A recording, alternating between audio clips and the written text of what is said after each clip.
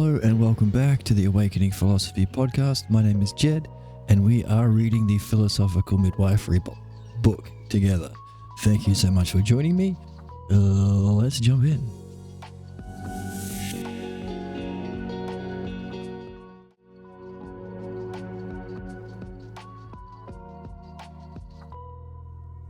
Okay.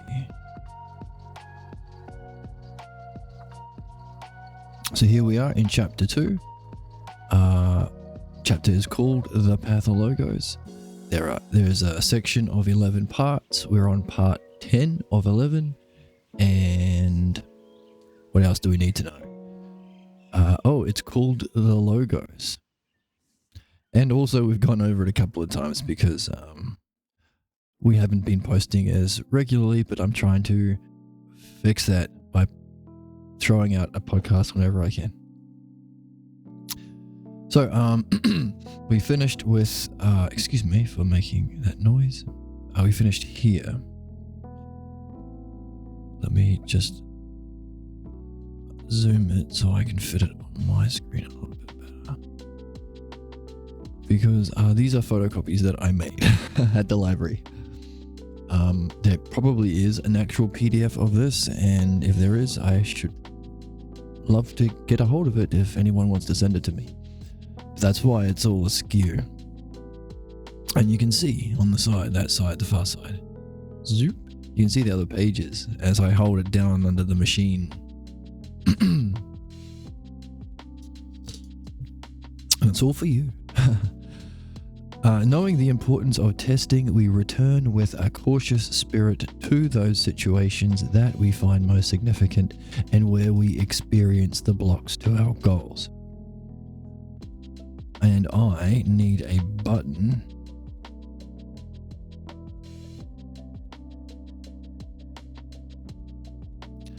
And I'm smiling because I must have had this thought in the past and did the button because I have the button. It's a mute. Alright. With a cautious spirit, okay, so we're offered the opportunity in these situations where we experience a block to our goals. We're offered the opportunity to be true to ourselves when we return to those present problem scenes, because it is then that we see if there is something we haven't yet understood. For if there is something, we simply can't resist slipping into those old roles that play out the pathologos. Who else is going to hang with me today? Chicken? Chicken.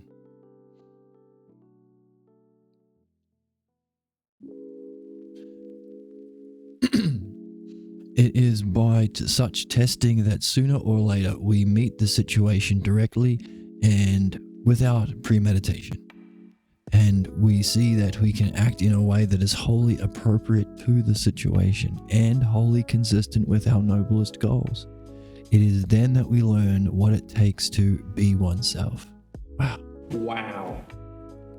Really? That's the way of being that the oneself is? Interesting. Interesting. Sounds like a lot of fun.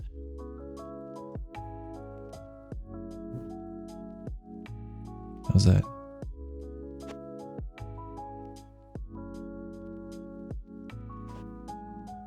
Adjusting the camera. Oh. You don't want to see the table. There you go. Now it's just me and Phoenix Stuffy. Squish, squish, squish.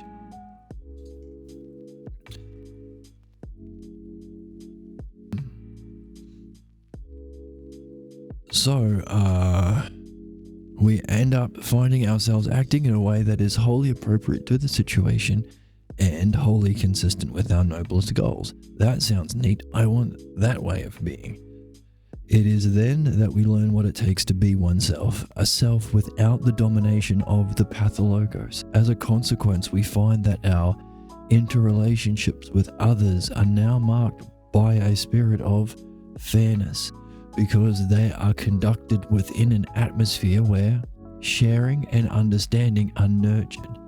From these conditions there develops a keen sense of justice.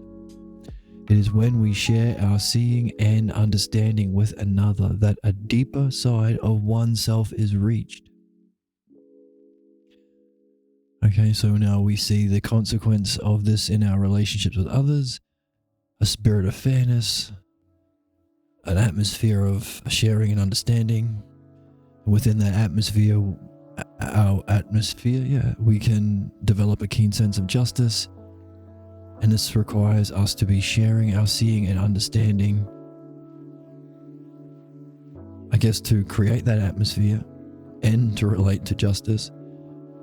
But also, in doing so, a deeper side of oneself. Let's highlight deeper here.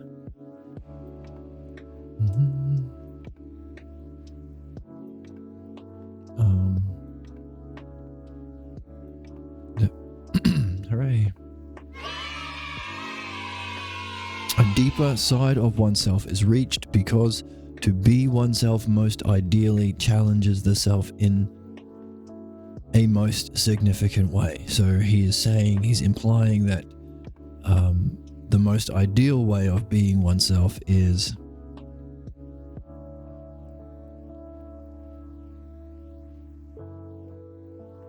this: sharing our seeing and understanding with others within that kind of atmosphere of sharing and understanding, being nurtured with a spirit of fairness. And we do that in a way that is wholly appropriate for the situation without there needing to be any thinking or premeditating or planning.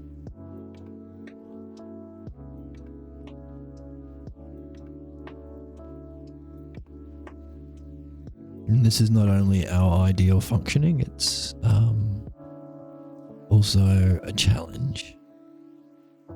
So to have that as a standard for a way of being for ourselves will be a challenge, and will challenge the self in a most significant way. Why is that important? Well, we've just been reading, you need to be challenging yourself in the most significant way to surface the blocks that arise, to tell you what you've yet to see, to help you solve the puzzle you're here to solve, we call the pathologos.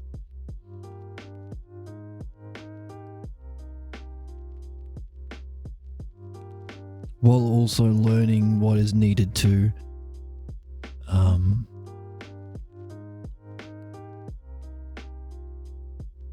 I guess be this way, or discover this way of being, or share in this way of being, or artfully, or use that state of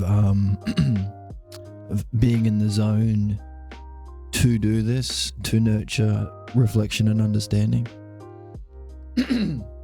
while challenging each other to be ourselves in our most authentic way, which requires what we're reading here, which is a return to with a cautious spirit to those past situations.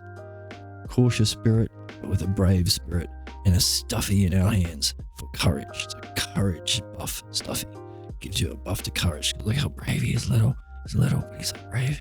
Look at him go. And chicken is also very brave. Yeah. See? Let's keep reading.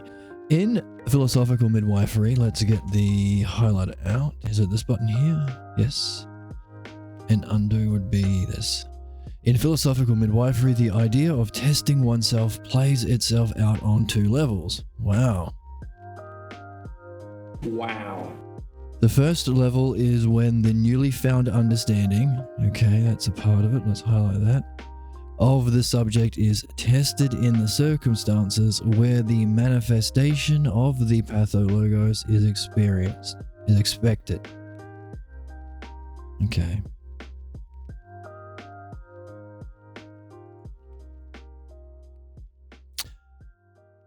The newly found understanding of you, of me, of the subject, is tested in circumstances where the manifestation of the pathologos is to be expected. Interesting. The second is when the subject, let's highlight second and make it blue, is when the subject becomes midwife. That sounds like an upgrade of functioning. And takes someone else through a problem. Philosophical midwives can see others go through what they have gone through they can see how a belief, they can see, let's highlight that. Midwives can see what others go through, what they have gone through. They can see, how a belief binds the soul of another. A belief does that. Holy crap. Your soul can be bound. If you've ever watched anime, like that sounds like a kick-ass move that a main character might have or a main villain might have. You can bind the soul of the enemy. It's bound your soul. I can control you, or you cannot attack me because I have your soul bound, and if you defeat me, your soul is defeated. Oh, your little dreams. So that happens a lot in anime. I guess. Or some equivalent of that. Hey, even all the way back to ancient times, the Journey to the West that Dragon Ball Z has been based on, and the new video game. That's a new video game that's really good. It's just come out based on it. Dragon Ball Z is based on it, of course. Monkey Magic, a live action show from my childhood. He is also has his soul bound, represented by an actual thing around his head. Is the sound he would make. Why is that important? Well, of course, because philosophical midwives can see others go through what they've gone through. They also can see how a belief binds the soul of another. And they can see again how difficult it is for someone to become free of the pathologos. It's difficult. Which is why it's important to work on your pathologos, because if you diminish yourself because of a pathologos you've yet to sufficiently understand and solve, and you're doing this work, well, if you're diminishing yourself relative to others, then you would expect these people to also be doing this work. This can be an irrational demand generated out of a diminished view of yourself, which doesn't take into account how difficult it is to go through this process. So never diminish yourself. You could end up being mean to other people. Which is ironic, because often we're taught to diminish ourselves and to be nice to other people. Never works that way. It doesn't work that way at all. Especially if you're in this game. Because we have to see, number one, what others go through, what they've gone through. They can see, number two, how a belief binds the soul. And that's how he summons the cloud, the flying nimbus. And they can see how difficult it is for someone to be free of the pathologos. It can be difficult. But what is most important is that philosophical midwives recognize in the early scenes of another how the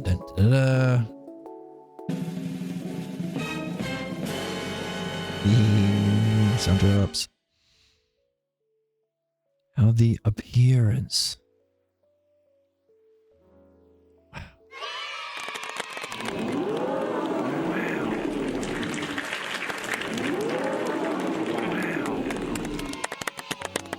Wow, how the appearance of virtue. So midwives recognize that it's an appearance or something of what? Of virtue. How the appearance of virtues have the force to mold and to shape the personality, the persona, into the image and likeness of the parent or the authority.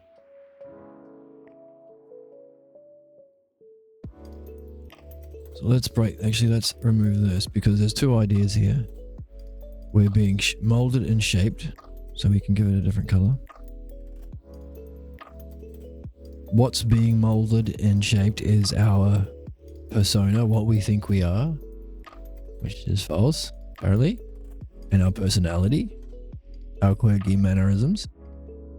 Like when I went like this before, when I went, because that's what Monkey Magic did on that show that I watched as a kid. That's my quirky personality. The appearance of virtues have the force to mold and shape the personality, the persona, into what? The image and likeness of the parent or authority. Oh. Uh-oh.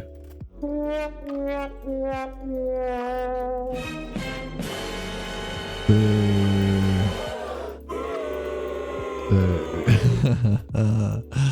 Sound effects.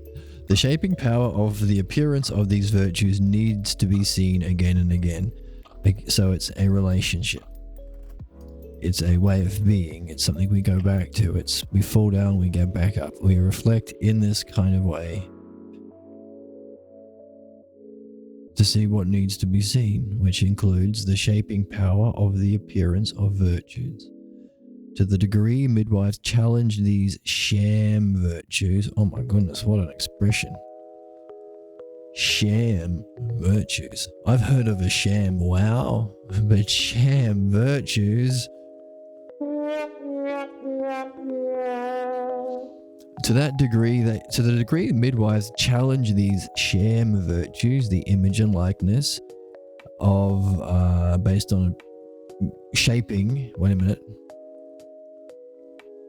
Right, the persona and the personality is shaped into the image and likeness. To that degree, they bring clarity to the dialogue. Midwives better be challenging sham virtues all day, every day, yo. That was ironic. That's not how I'm actually cool. But the pregnant party knows the questions too. They both operate from, okay, so the pregnant party has some work to do. They both operate from and share the same questions. And that means that there is no doctor-patient relationship functioning in philosophical midwifery.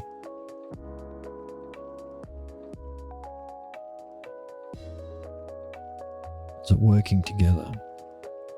Rather, it is two people joining, helping one another, assisting one another to see the nature of the problem. One asks questions and the other answers. Simple as that. Simple as that. And any deviation from the model becomes a topic for review. So if we deviate along the way, it's more clues for us to become better midwives. Any deviation becomes a topic for review. That's a principle, we would say. Thus, the midwife probes carefully, fairly, and in so doing, a new level of functioning is reached in these dialogues, and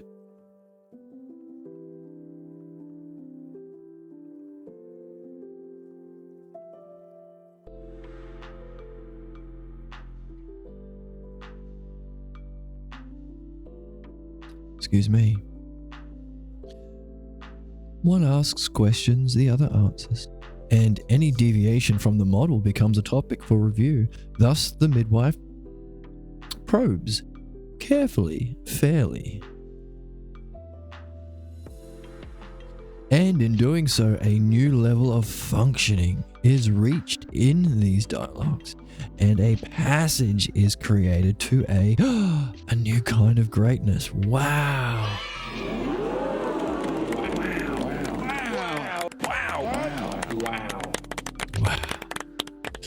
This idea of being fair to oneself, to the pregnant party, and to the logos. Okay, so we have a triad happening here. Oneself, the pregnant party, and the logos.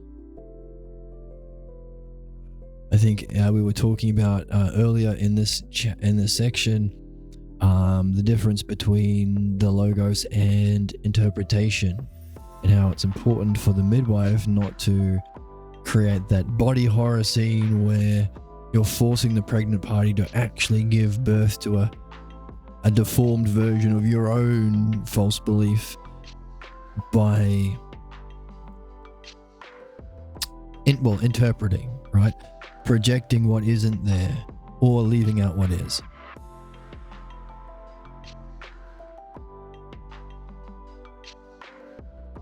And we joked about how you could make that into a really cool body horror thing. Anyway, as a metaphor, mythology, that's called. Chicken. Well, this would be the opposite. Recognizing there's oneself, there's the pregnant party, and the ruling term would be the logos. Follow the logos. Ask the questions, follow the words, see where they go, according to the pattern or art or principle or structure. And any deviation from that structure is an object for review to get better. So, hooray. But there's a kind of triad at play here. Oneself, the pregnant party, and the logos that we are following. Okay, all the words. Okay, there's an in brackets for the simple out there. Is this chair going down? I feel like it is. Okay, let's start a bit higher then. Or the words that allow... Okay, this idea of being fair to oneself, the pregnant party, and to the logos allows the dialogue to unfold. That's what we get out of it. This goes beyond a simple idea of fairness because it brings to mind the idea of maintaining a clear-headedness, which in the Greek is the idea of sophrosun or temperance, often translated as temperance. Thus, the qualities needed to become a midwife in turn craft themselves. Kind of patience or even-temperedness, clear-headedness, but also harmonized soul. A clear-headedness due to a harmonized soul, I think, is the idea of temperance. In the Republic. Excuse me. Now, I think I might be too high. There we go. Down a little bit. I don't want to be slack though. But this chair, anyway. I'll upgrade the chair one day. The self that emerges through this process matures into the full measure of man. Wow. Okay, lots of wows. Wow.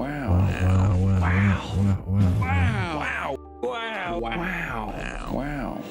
That's amazing. Okay, so what do we get at the end of as we go through this?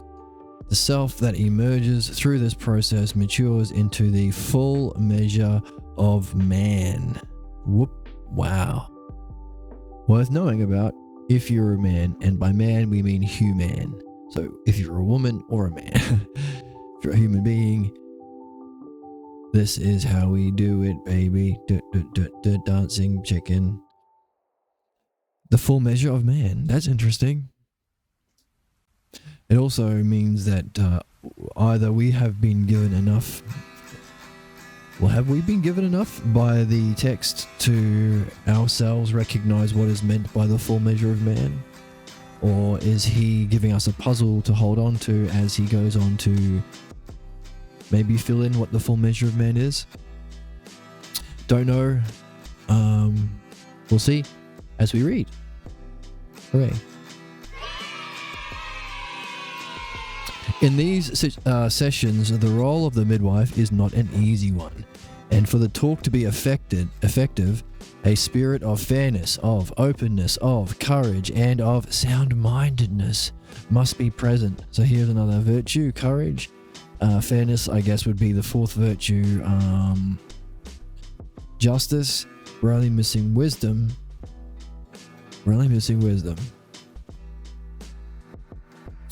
I suppose recognizing that we're being guided by the Logos is wisdom, so it's implied. Anyway, let's keep reading.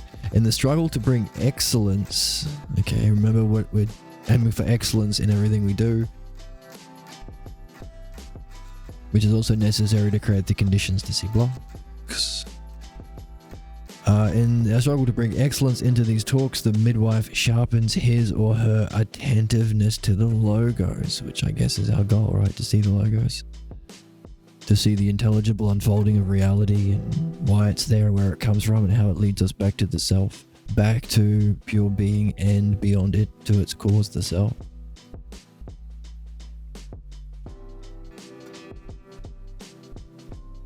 And guides midwife talks, of course. When we seek to bring excellence into midwifery, we sharpen our attentiveness to the Logos, to the words of the pregnant party, whilst, doing midwifery is a party. Pregnant party. It's a party. We can remove our pathologos if we want to. Pathologos if we want to. You would party too if it happened to you. Do do do do do. See? Stuffy dance party. Flamingo. The seal can stay, guys. He's pretty cute. Look at him. Look at him.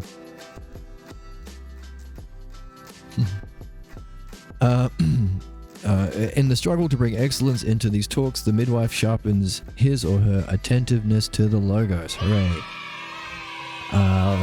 To the words of the pregnant party, while still being sensitive to the pregnant party's plight. Yes, this can be difficult for some people.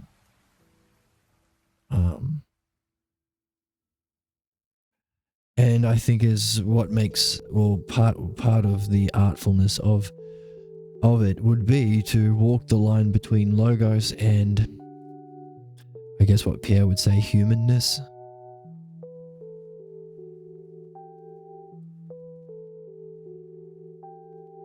The plight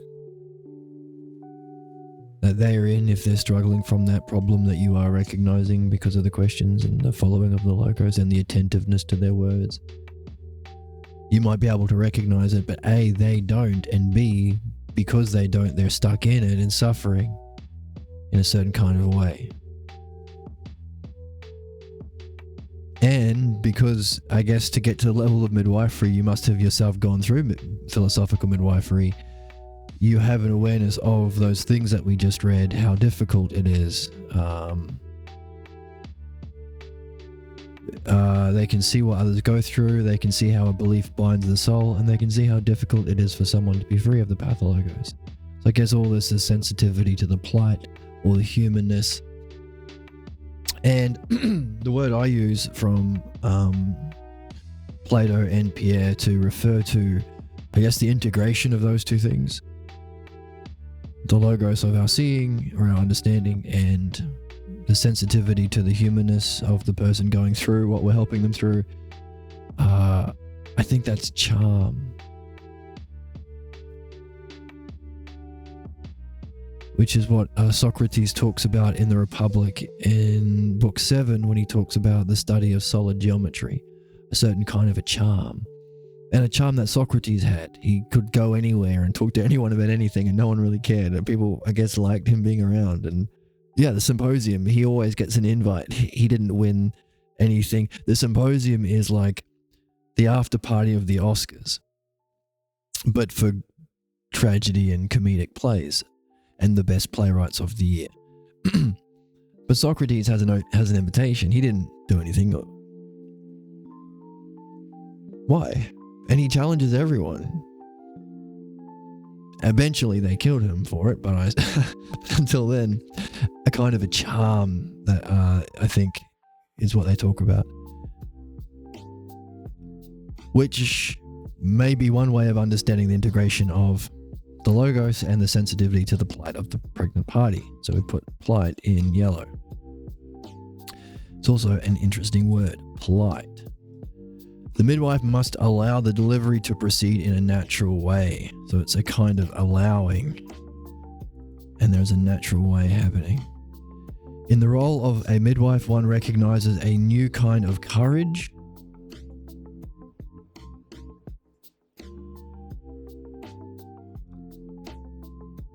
developing in oneself.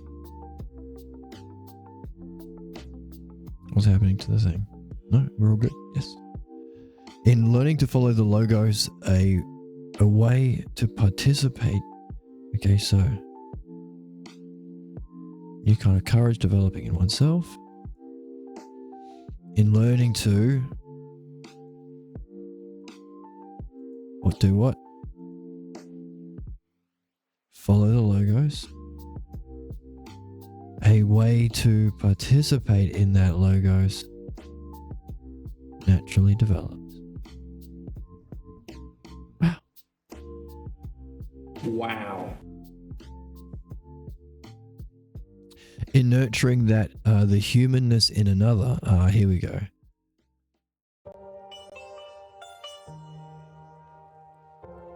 We ourselves discover our own humanness.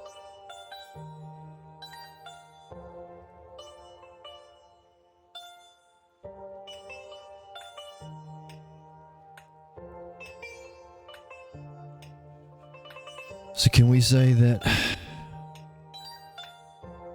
learning to follow the logos and to harmonize, I guess, with it, so that we are participating in that logos,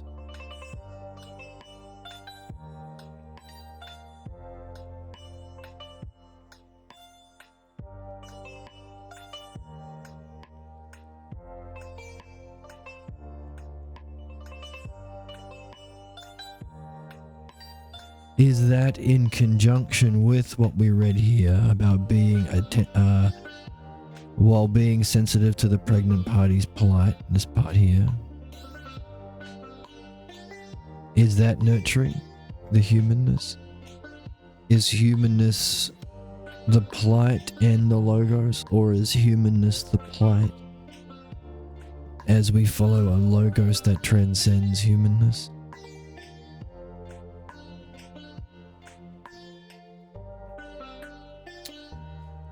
I don't know, what would you say? Where would you put that word, humanness?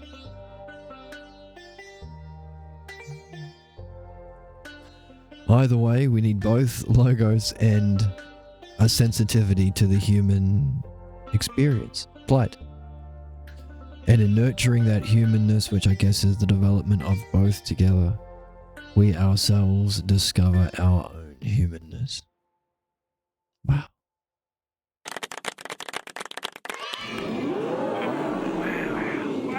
Have you read? It's a win-win. It's a win-win. There's always a good opportunity to use that drop. In the course of these philosophical midwife sessions, then, the midwife comes to realize the tenacious power, of belief, and sees in an entirely new way how much more significant the power of understanding and truth is. Dun dun dun.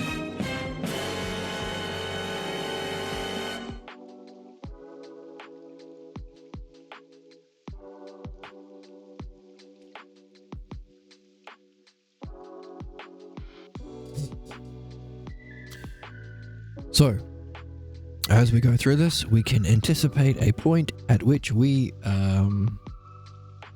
learned to see the logos. We've learned to follow the logos. We've learned to participate in that logos, which is naturally developed. And also what naturally develops is our own sense of humanness as we follow that while being sensitive to the plight of the person, to their own humanness. We discover a deeper part of our own humanness. We also discover there'll be a point where we realize how tenacious the power of belief truly is. There'll be a point at which we discover how much more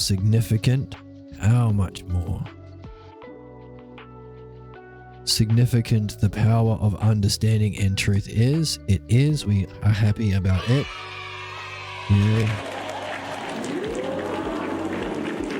We love understanding and truth. That's what we're all about. Up in here, up in here. For in the quest for understanding the truth of oneself, wingo, bango, bongo, here's the quest that we must be on. Is he dropping a spoiler alert? Spoiler alert, this is the quest humans are on. This is the archetypal quest. In the quest for understanding the truth of oneself. Ooh, Nelly. Each person is sculpted by the power of these virtues. What? Virtues. In the challenge to benefit another through philosophical midwifery, one is benefit oneself.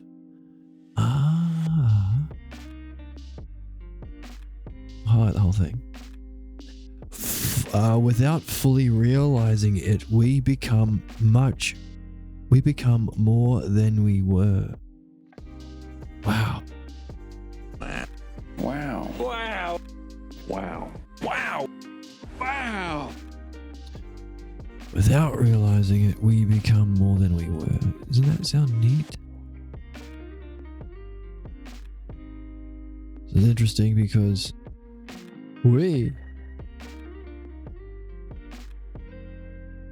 let's stop here, hey? And then without fully realizing it, this is the way it happens. It happens in a way that we will not fully realize at the time, but we can anticipate a lack of full realization of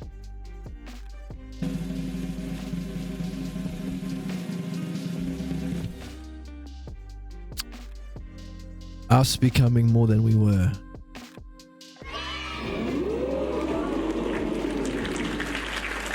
Which is a new expression of beauty. Oh, that's all right. Flowers in an activity. Okay, a new expression of let's not get ahead of ourselves, what we're discovering that we turn out to become. A new expression of beauty, flowers in an activity in which we become most fully ourselves. A new expression of beauty, that's the noun, in blue. It flowers. Okay, so that's what it's doing.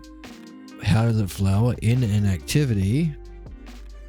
And that activity, I guess we know, is midwifery, or the activity of mastering the art of philosophical midwifery, aiming for excellence. To truly benefit another through midwifery is, I guess, what is the activity, which involves nurturing the humanness in another and discovering our own. I mean, how many good things is this? If this was an anime, this paragraph or this section or this part of the game or the anime or the show or whatever will be OP. Like, look how much loot is being dropped to mix metaphors, but come on.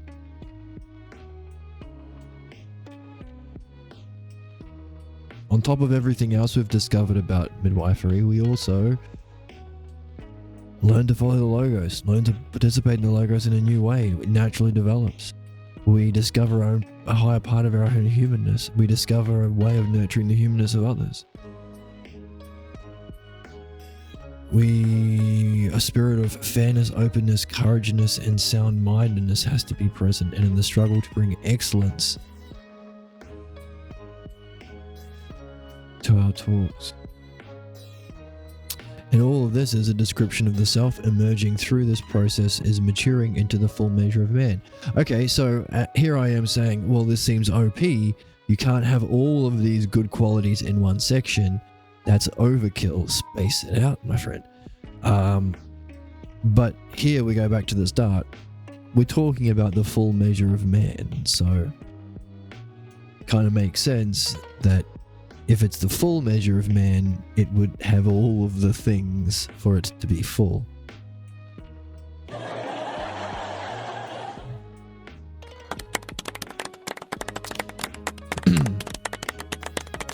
Okay, so without fully realizing it, we become more than we were. A new expression of beauty flowers in an activity in which we become more fully ourselves. Okay.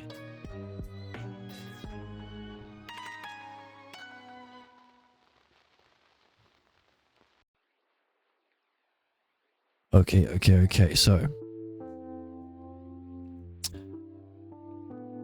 there will come a time in this process that we will only half recognize.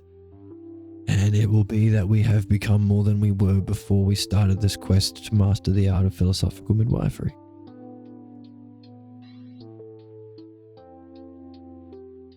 What it will be is a new expression of beauty that has flowered in that activity, and another way of understanding that activity that allows for this flowering of a new higher way of being oneself, or more fully the measure of man, is it's an activity in which we become most fully ourselves. So this is the activity that we become most fully ourselves through. Therefore, if anyone wants to become most fully themselves, they should be doing this activity. It's I guess, at least from this sentence, its distinguishing feature, which is interesting because I think all spiritual traditions or personal development things, I think maybe even just learning itself, is people doing the best to learn to become more fully themselves. Maybe even every artistic pursuit as well. So a lot of people should be knocking at the door of knock, knock, knock.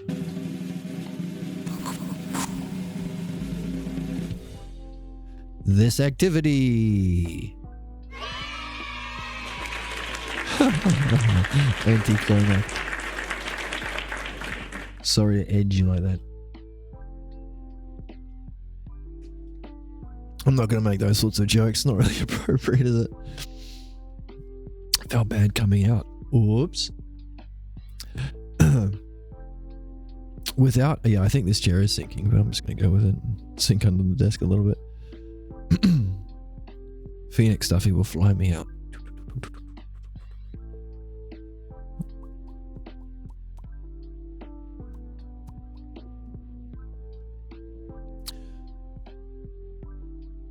Without any image to guide the sculpting, a mature... Okay, so there isn't any image to guide the... Okay, that's interesting. So it's a different kind of growth, not towards an image, like a creation, sculpture. A mature self comes to being. Mature self, what does it do? It comes into being. Why? Because... Can you read it? Yeah, I mean, it's 54 pages in and already the photocopy, or the, what do you call it? Not photocopy, is it? It's a scan. It's cutting off the corners a little bit. We move on even though we soldier. Here is a dinosaur. Think of him for a minute. Okay. Without any image to guide the sculpting, a mature self comes into being. Hooray!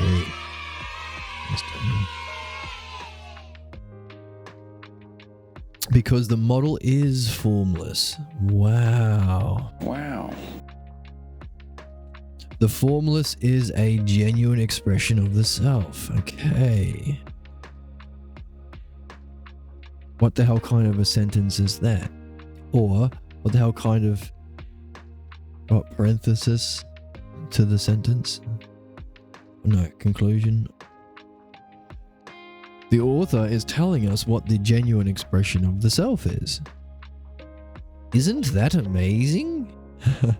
The answer is, what the heck? Yes, it's very amazing. Wow.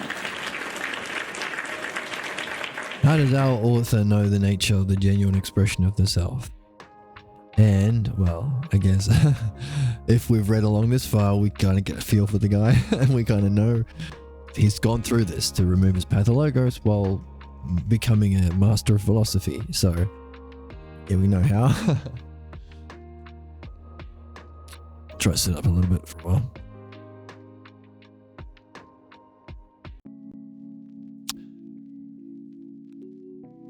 So I guess all we're left with is to be grateful that he has reached that, and he happen to have written it down in a way that Socrates didn't. So a round of applause for Dr. Pierre Grimes.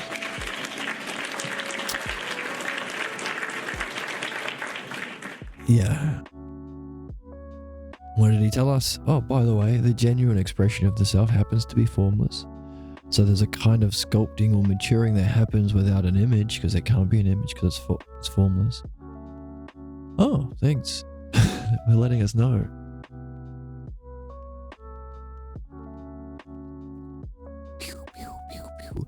This one?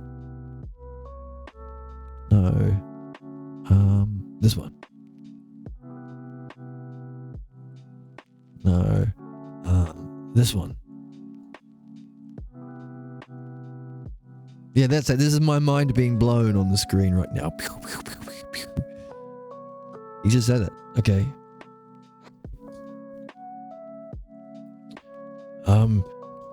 We might say, stop the presses. Let everybody know that the genuine expression of the self happens to be formless. Really? Says it right there. The drama appears to be authentic and real. Oh, okay, so the drama is what brings us in because of an appearance of authenticness and realness. The level of intensity, the seriousness of the players, the sincerity they display are the appearances of virtue. Intensity, seriousness, sincerity, it's all a display of appearance of virtue. Fully at work in these pathologos scenes. You are stuck in a pathologos repetition of that false analogy. For without those appearances, there would be no pathologos and no roles to play. There has to be the appearance of these kinds of things that you have associated with your appearance of your sham virtues. Playing both roles in philosophical midwifery, the pregnant party and the midwife, one passes through the doorway. Oi, here we go.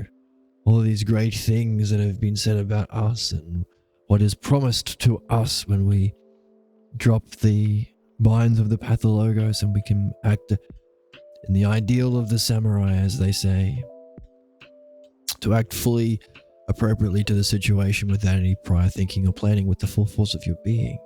But not only that, but at a higher level, because we're using it to convey our highest understanding and vision of this art, or also mastery of this art, to benefit someone, and in doing so discover a higher part of our humanness and discover a higher part of everything wonderful. It's just all wonderful things. Well,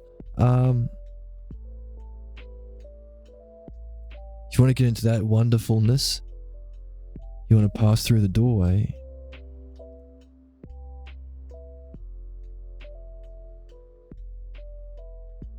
You got to play both roles. It seems to be the way in. Playing both roles in philosophical midwifery, the pregnant party and the midwife, one passes through the doorway into philosophy. A Hellenic philosophy is born in the crucible of dialogue. Whoa, epic. Wow.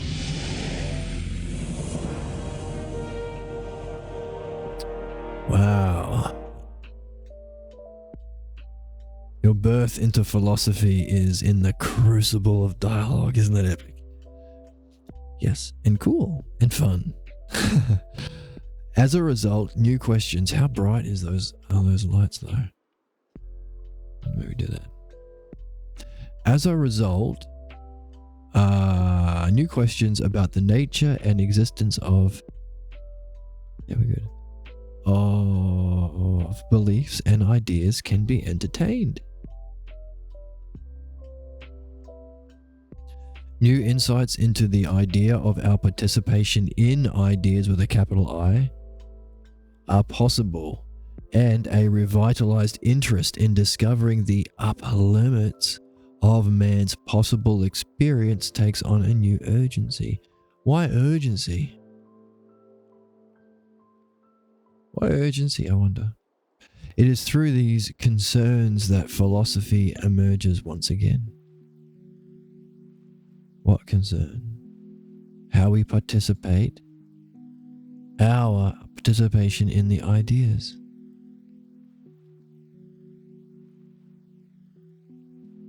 And questions about beliefs and how they're different from ideas.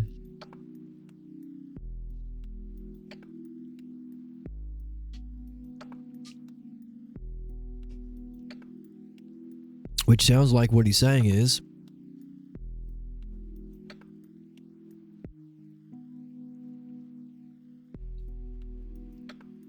it's the doorway, into being able to answer or ask or entertain the questions that are entertained in. Where's my sound effects? What happened? Oh no. Did it work? Oh, it's back. Okay.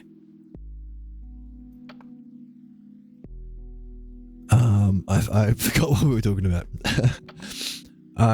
Yes, to be able to answer the question and entertain, the questions and have new insights about have questions and insights about the nature and existence of beliefs and its comparison or relationship to participation in the actual ideas, which is what we want, because that's what we're after in knowledge or being or ousia. That's the object of the dialectic in philosophy. The various ideas and how we participate in them, and how we reach there, how we free ourselves from this, what is the word? Tenacious power, tenacious soul binding. Yeah, here we go. Soul binding power of belief. Yeah, how we free ourselves from the tenacious soul binding power of belief to reach our participation in the ideas, which comes with a revitalized interest and urgency. I wonder what the urgency is about. Just eagerness once you know that how important it is.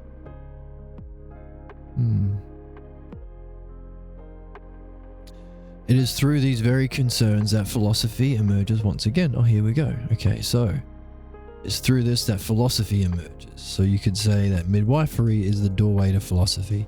And in doing so, it brings into the forefront the question, what, after all, is the measure of man? Isn't that funny? Yes.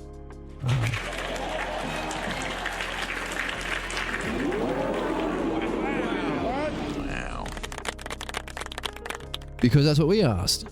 He says here, the self that emerges through this process of being subject and patient and mastering the art is a process of maturing into the full measure of man. What the hell? What the heck is that? And it finishes here by saying it is through these very concerns that philosophy emerges once again, and in doing so, it brings to the forefront the question, what after all is the measure of man? Yeah, but we're asking you, pal, because you claim that that's what we're going to emerge into. So, what are you saying that? Is he saying, I'm telling you that this is what will happen, but I'm not telling you what it is. You figure it out. And the only way you can figure it out is ask questions about how we participate in ideas and how we free ourselves from the binding power of beliefs in order to do that. Giving us the interest and language and urgency as well, which is interesting, needed to ask the philosophical question, what is the measure of man, or what is virtue? Our highest greatness. Excellence. What's the best we can be? Eudaimonia, to use a fancy Greek term. All right, so it brings to the forefront the question, what is the measure of man? Yeah, you know what else brought it to the forefront? You did, pal, at the start of this. The self that emerges through this process and matures into the full measure of man. So it's already at the forefront, pal. Now answer it. So I'm doing some tough love reading. Is that a thing? I know tough love is terrible and I don't agree with it at all. I think it's just a justification of doing your pathologos under a sick idea of love. I think quite clearly we could all recognize that if you've gotten this far through. Tough love means this, I think. Is there tough reading where we shake our finger and say, no, you brought it to the table, my friend. You said we are going to emerge into the full measure of man. Now it is on you to tell us, not the other way around, my friend. My accents kind of all blend into one. As with any measure, okay, rational approach to the question, what is the measure of man? Okay, let's define what measure is. Good approach. Well done. As with any measure, we need to grasp the whole and not the part. Right, okay, what's the whole? Oh, the whole. But what is that whole? What must it include? Is our present existence a part of a greater whole, or is this present existence the whole of it? Good question. What is the boundary of man? How far does his existence extend, or her? Do we avoid a mystery because we insist the part is the whole? Oh, wow, these are some good questions. It has been said, man is a mystery because he is caught between two extremes. He doesn't know where he came from. He doesn't know where he's going. We are cut off from whatever prior existence we may have had. Like there. And we enter into the unknown with our death. That way.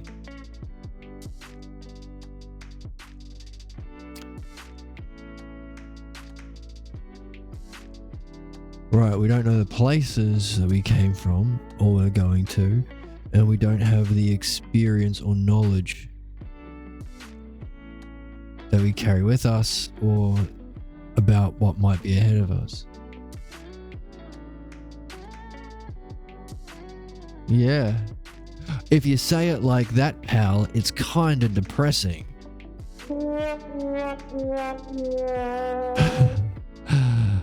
Because it's true. Yeah, we are. That's where we are. Man is a mystery because he is caught in between two extremes. Doesn't know where he came from. Doesn't know where he's going. And we are cut off from whatever prior existence we had. And we are unknown also about what happens after. So we don't know the places, and we don't have the knowledge. And this is the mystery of man. Okay. Thanks for already telling us the true authentic nature of the self, and that is imageless. And it functions in that way that you went into great lengths to describe, which you also talked about as something emerging naturally as we do our best to follow the logos and use it in this kind of a way. That's neat. But also, you're telling us not just where we're headed and to our ideal, but you're defining the nature of man's mystery? That's a bit rich, isn't it?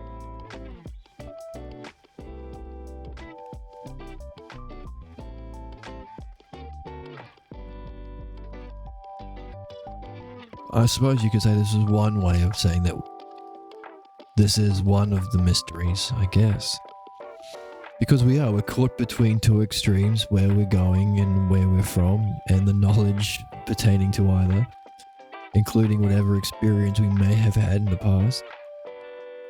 and may anticipate having in the future. We're aware of a part without knowing if there is a whole. So we're aware of a part without knowing if there's a whole within which our existence might have meaning. Wow. We seek the meaning of our existence and cannot bridge the gap to anything beyond ourselves. Yet it is this very separation that provides us with a clue to our mystery. What? Consider, okay, we are cut off from all else. We have no memory of our prior existence. That's right. And we must face our destiny with what we have.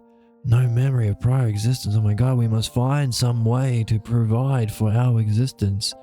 We are locked within ourselves so that we are forced to do what? Take command of ourselves and our lives. We must plan, we must care, we must command ourselves to do whatever we do. What is this but to learn mastery of oneself? We are learning. We are learning in purple. We are learning mastery of oneself in this situation we're in. As guiding, governing, commanding, planning, caring, commanding souls over a human life that we're here, we're forced into. Don't know why we're forced into it, but we are. I got all these goddamn responsibilities. Freaking sucks. And all the other stuff we have to do to take care of our physical bodies, which unfortunately in late stage capitalism involves sacrificing all of our time just to have a house to sleep in. Ooh, late stage capitalism. Hey, if you're seeing this in the future, congratulations of having gotten through this hellscape of late stage capitalism, ignorance, and you must have discovered the logos to have done so. And I've got itchy nose, excuse me scratching it. Just scratching, it's itchy.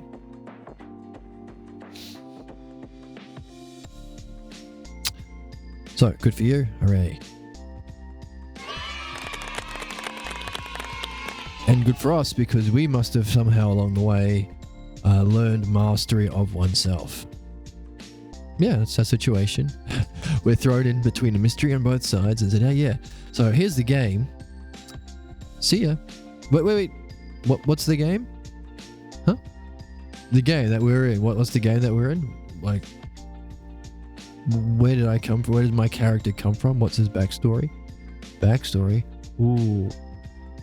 Okay, where am I headed in the future? What's my goal? Goal, you say?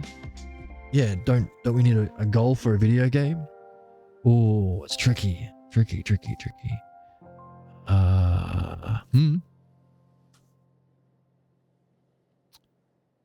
Okay.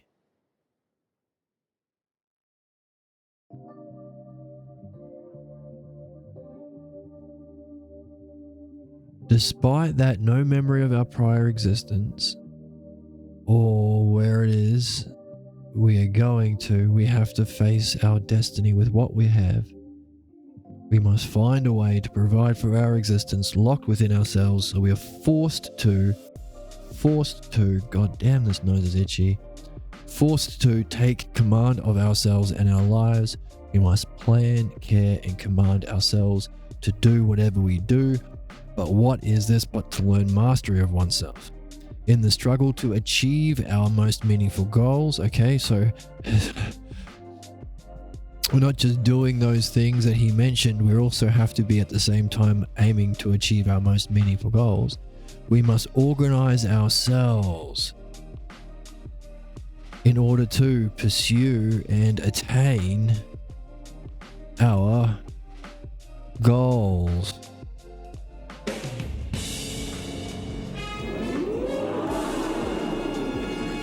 But what is that other than learning to pursue the good that we seek?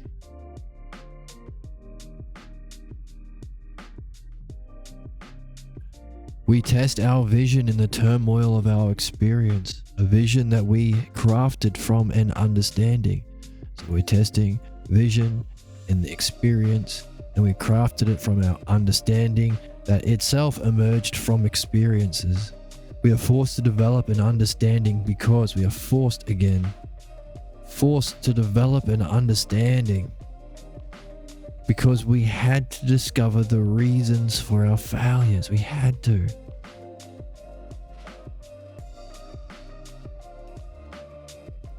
This turning about to learn, turning about like Hosea. See it? Do you see it? Yes. Turning about to learn from our failings brought us to discover the root of our failures was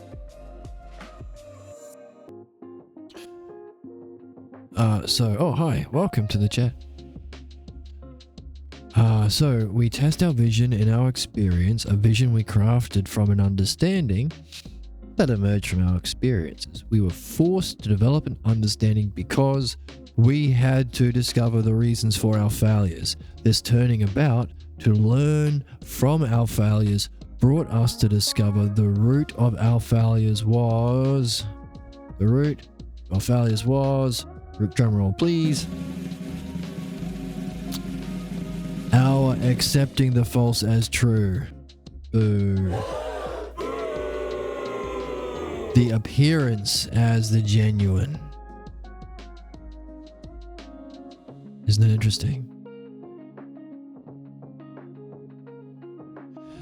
In the struggle to become free of those false beliefs, we reached for true ideals. But what is that but a training and nurturing of our understanding? Hooray!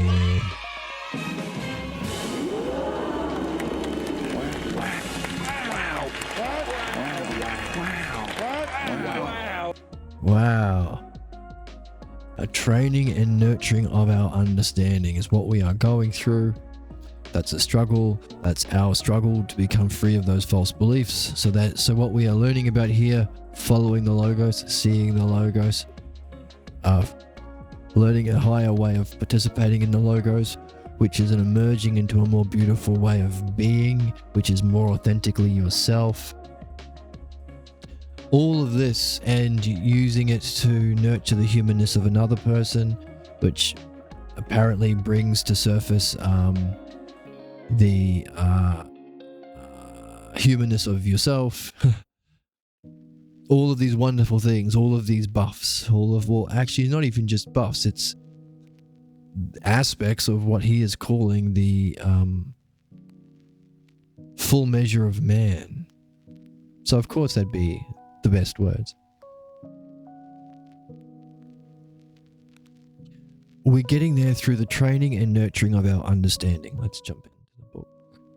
Here. The training and nurturing of our understanding.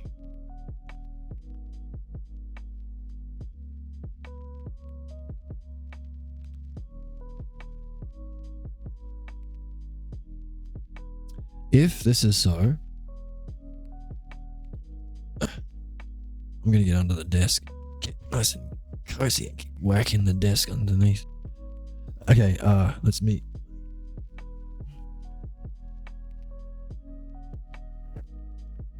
Is that... Okay, that might be cool. You can see Stuffy. This is a seal that kind of looks like a cow. It's very fluffy. In the struggle to become free of those false beliefs, we reached for true ideals. But what is that but a training and nurturing of our understanding? So that's what we're doing in this art.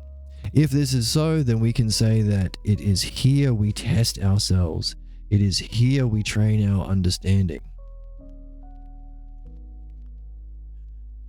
So this is we talked about the battle arena needed to surface from the catacombs of false belief. Now we have the training stage where we train our understanding and test ourselves. So when we leave here, if we take anything with us, whoa, okay. hold the phone a little bit. Wow, hold up.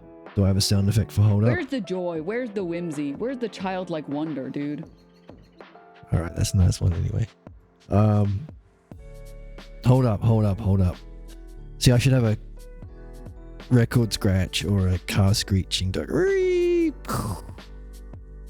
need a bigger soundboard. He just said that our mystery is we don't know where we're headed, and now he's addressing it. That sounds cool. This is why I like philosophy. Like, yeah, well, let's ask the question. And he does. When we leave here, if we take anything with us, nice line of reasoning, Seal Cow agrees, we take with us what we have learned and nurtured. In the language of Plato's Phaedrus, which I guess we should read soon, we can say that the soul's contact with this sensible world assists us in rising back towards the divine. Okay, so we have a soul that's contacting this world. Its job is to assist us to do what? To rise back. Amen. Praise the Lord. Towards the divine. I shouldn't make a joke like that, talking about the divine. Might muddy the waters a little bit. Since it is only here that we have the opportunity to master the skills needed for our next journey. Okay. So, it starts off with something that's obvious. We'd obviously say if we take anything beyond this lifetime, like the mystery that man is in apparently is, well, part of it is,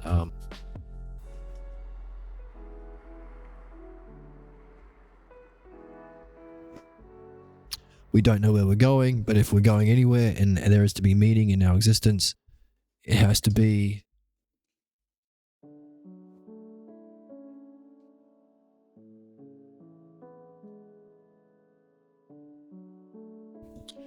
worth it. Right, that's the idea. For meaning has to be worth it. Was it worth it? Did I walk away from this lifetime having gained something? And you can't take your billions of dollars or your fame or anything else you're attached to, even family beliefs. You might be able to take learning and nurture of the soul. Seems to be the only things you could really take with you.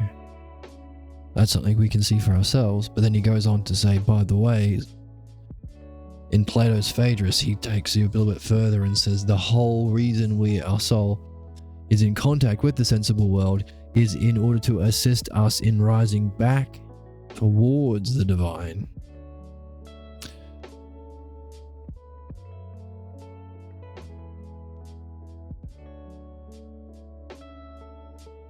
Since it's only here that we have the opportunity to master those skills that are necessary for our next journey.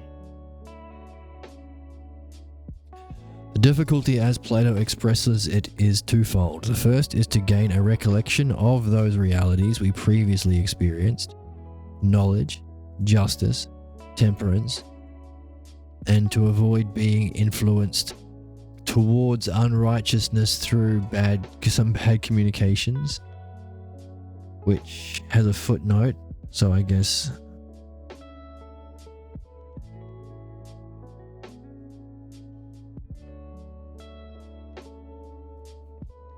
he's putting this as an inverted commas to say this might be Plato's language to point to the pathologos without actually having the pathologos, the knowledge of the pathologos himself. It not having made the jump from Socrates to Plato. Perhaps in part because of its association with Homer and the fact that Homer was one of the reasons why Socrates was killed when Plato, who was his student, was quite young. But anyway, that's a different story. So there are realities that we experience, that we are recalling, and the way that we interact with the sensible world is to remind us or assist us back to reality.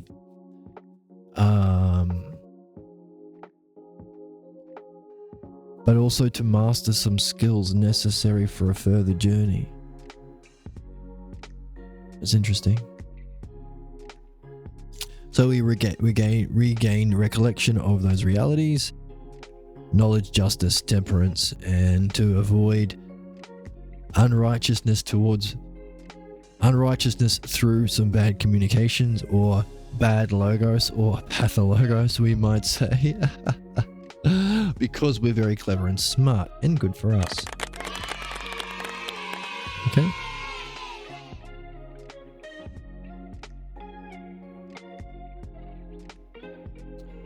In every case of the pathologos, one will find fundamental beliefs being communicated that block the unfoldment of one's true nature. Wow.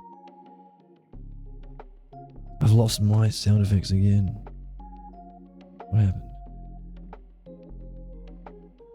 Sound effects, go. Oh goodness. Now if I mess around with it. Okie smoky. In every case of the pathologos, one will find one's fundamental beliefs being communicated that block the unfoldment of one's true nature. So we are here to do some things. Number 1, learn and nurture. Number 2, rise towards the divine. Number 3, master some skills necessary for a further journey beyond that. Number 4, recall the realities that we have previously experienced in our past lifetimes, knowledge, justice, temperance, and to be pathologos free. And those pathologos we are freeing ourselves from block the unfoldment of one's true nature. Believing what is false about the nature of the self and reality produces beliefs that are irreconcilable with one's highest vision. There's your magnet that you can put on your fridge. This one. I'm serious about that. Make a magnet and put it on your goddamn fridge, because holy crap, look at this sentence. And look at it every day and talk to your husband about it. Husband, look at this. Do you know that believing what is false about the nature of the self and reality produces beliefs that are irreconcilable with one's highest vision? Did you know that, husband? And your husband, oh my stars, Maven. I just wanted some eggs and toast for breakfast. What are you doing talking about highest vision? You've gone insane. You've got the vapors, Marge. I'm not sure. I forgot her name. You've got the vapors. And she's like, no, look at the magnet.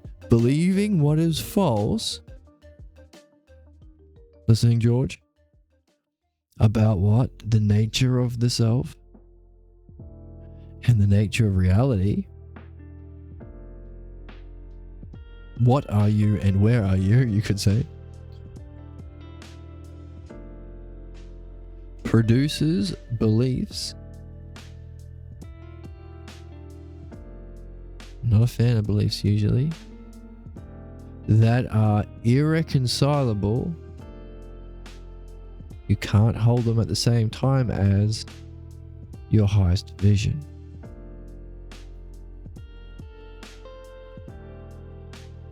When reality is believed to lack integrity, then the irrational plays itself out in one's behavior.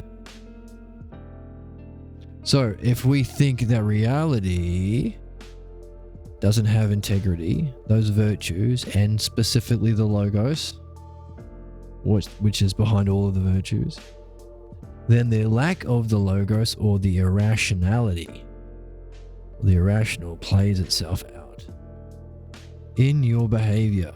Whoops. We can't highlight behavior. Okay. But you know where it is. You know where it is. It's in your behavior. Can't highlight it. But yeah. So very important to recognize any false beliefs about yourself and reality, especially anything about self and reality that excludes the logos. Now, you might say that the one self is beyond the logos, but there is still logos inherent in it somehow. That's how we have the first hypothesis. So, either yourself and reality, you have to see that they are, well, follow the logos. And you only do that by this art. And in doing so, you learn to be more yourself and discover your humanness. So it's an art that you could say as training and nurturing our understanding. But also it's an art that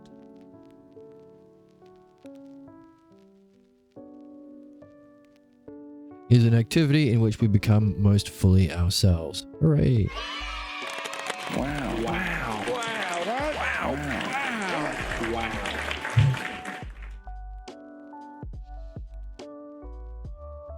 Okay.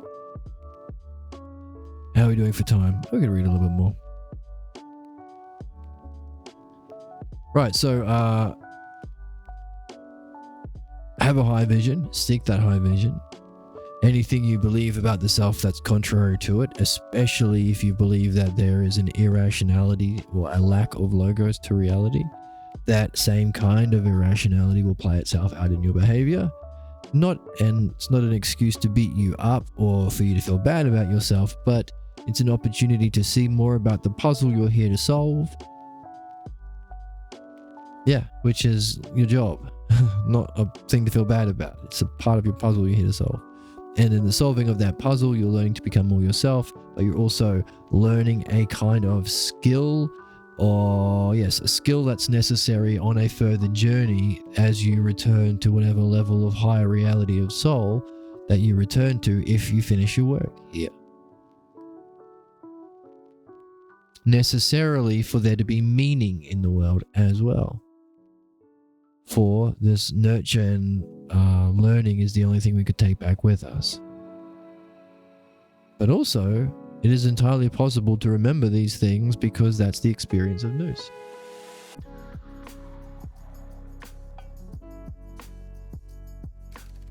Uncovering, challenging, and resolving. Whoa, that's a big 3 up there.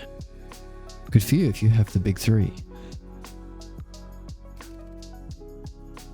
Uncovering, challenging, and resolving these underlying irrational beliefs is, at the very same time, to grasp that these beliefs that lie hidden are the basis of many of our mistakes, our failures, and our injustices.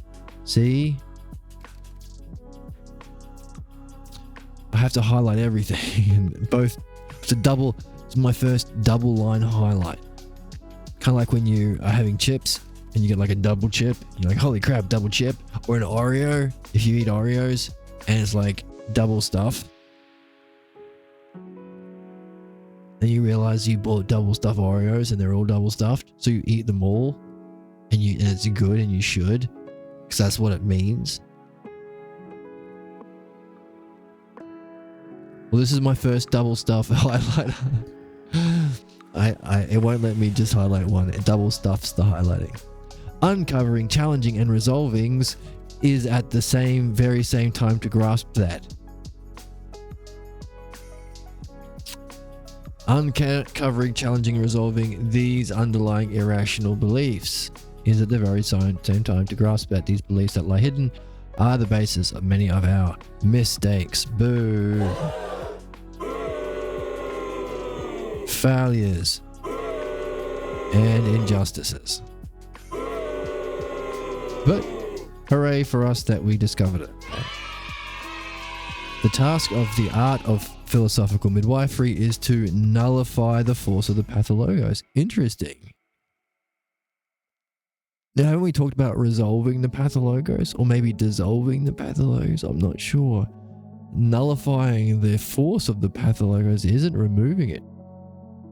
Is that significant? Do we never remove it completely? We just nullify its force? Is it because pathologos is so fundamental to being human? Let's keep reading. If we do journey forth after our existence here, it may be that, oh my God, this is great. Isn't this fantastic?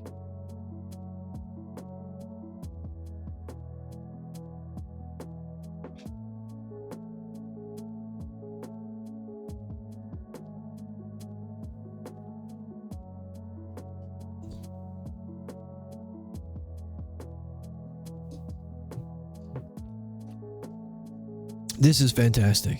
It is. Look. Isn't it fantastic that someone who is so clever and clear thinking and rational is asking the questions that nobody ever asks, but we should? I think this is fantastic. This is the best. Okay, if we do journey forth after our existence here, what a question to ask. Well, I sure have stumbled into the right cafe. Of all the cafes, of all the philosophy joints in all of the countries in all of the world, we stumbled into someone asking the question, if we do journey forth after our existence here, please go on. It may be that the education and nurturing gained through this art will allow an advantage in our spiritual evolution elsewhere. Okay. I thought he was going up, but then he went down. Let's have a look at this. If we do journey forth in our existence here, yes, obviously we do. That's necessary for meaning and for justice. Also, we've already talked about recalling what was in our past life. So obviously, if there are past lives, there has to be some future that will then become the past for the next life or whatever. All of these arguments itchy nose, we've already seen in the Phaedo. So we are journeying forth. That's the whole point. So if we are journeying forth, and we are, then it may be, playing it safe, but we know what he's really saying, that the education and nurturing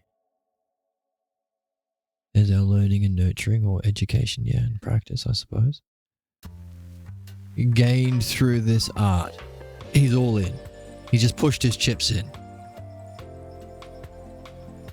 If there is any meaning or learning or justice, and obviously there is, and obviously we're going somewhere, and this is obvious that you can see for yourself and demonstrate for yourself,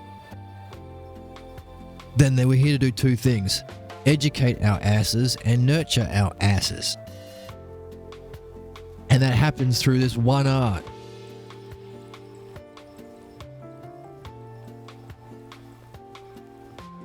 This activity is what we should be doing, therefore. It's the art that allows the nurturing and education of the soul that we take with us into our next life. But then he kind of pulls back half of his chips when he says, allow an advantage in our spiritual evolution elsewhere. What? Wow. What? What? What? What? I thought weren't we talking about what's necessary? It's necessary that if there's meaning, there has to be some purpose, some significance from this experience. Necessarily, it has to be education and nurture of the soul. Necessarily, it will be gained through this art. But when did necessarily jump out of our language and become allow an advantage? What are we doing? Playing football here? Allow an advantage? Betting on horses? Allow an advantage? How about is a necessary skill we are forced to go through this learning of midwifery to address our pathologos, overcome our problems, and have all those boons that we get when we mature into our true authentic selves, or the full measure of man. It's got to be for some gosh darn reason, necessary reason, not advantage reason. Oh, maybe I'm wrong. Maybe our souls picked this kind of life to get an advantage over other souls who don't go through the struggle of ignorance, of forgetting our past life and having to remember it again in the education process of philosophy. Having been given a false belief about oneself that's inconsistent with one's highest vision, and the cause of all of our problems, or many of our mistakes, failures, or injustices. Maybe we chose to go through this crap, intelligible crap, but crap nonetheless. Maybe even beautiful crap. There's an inherent beauty within the false beliefs and the web that they weave together. Maybe we decided to go through that to gain an advantage.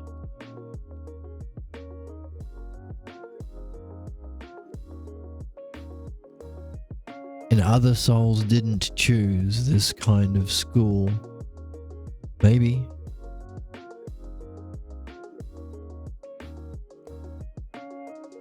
Could be. I'm a bit disappointed that we've gone from necessary to advantage though. I'd feel better about the whole situation if it was necessary. We had to.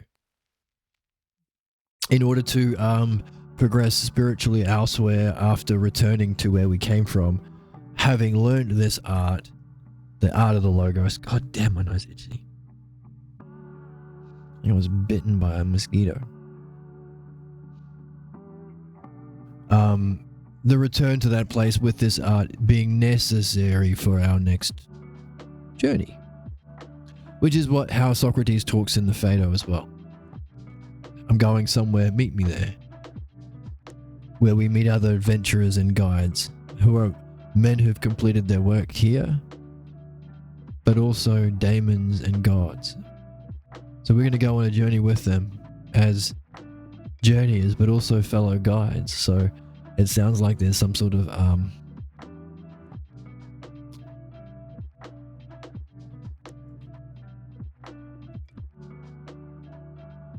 well, I guess midwife and pregnant party process, right? You're guiding, or you're following, or you're both, or you're switching it up. And that's how Socrates seems to be talking about the journey he's going to after having completed his mastery of the art of the Logos and passed it on to us.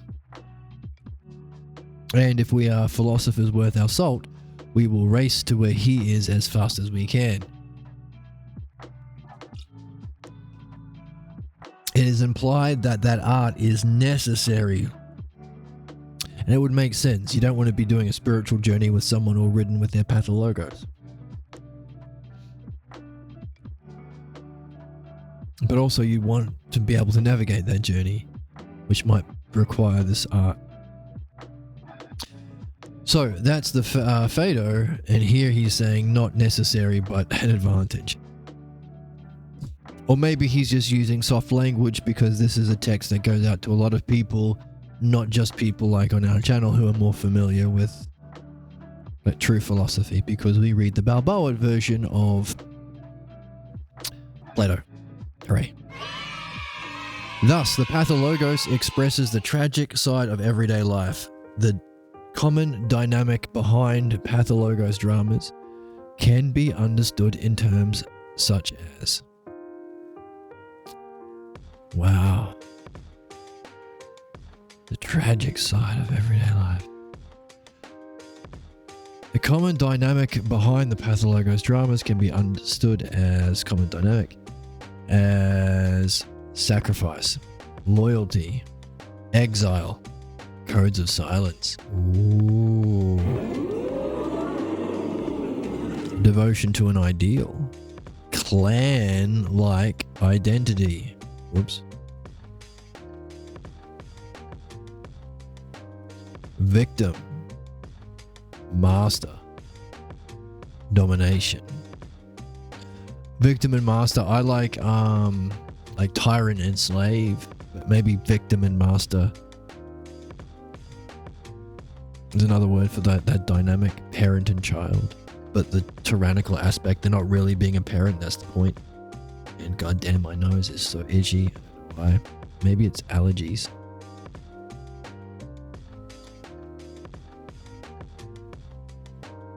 These together identify the Pathologos as a personal cult-like religion that is primitive and entirely unreflective. Okay, so all of these aspects, so cult-like religion, that's the Pathologos. That's pretty cool. Not pulling any punches, and it's primitive, and it's unreflective, so there's no ousia, that's a problem. The clearest dramatic expression that naturally comes to mind for comparison are the plays of classic Greek theatre. The classic Greek era experienced and described a key phase in the history of man's development. The transition from custom to law. Their plays vividly dramatize the struggles that man experiences as he moves from the collective to the individual, from the tribe to the state, from the warrior to the citizen. The similarities between these thematic elements of the plays and the transition from the Pathologos to the Logos. Whoa, he just went out and said it. He's gone out and said it and you wrote it down. What are we doing? The archetype expressed behind plays and theatre. The archetype of the hero's journey. My light's so terrible. Can be understood as thematically a movement from the collective to the individual. Thematically a movement from tribe to state. Thematically as the movement from warrior to citizen. But ultimately, the principle behind all of our change as human beings is... what's the human game? The transition from the Pathologos to the Logos.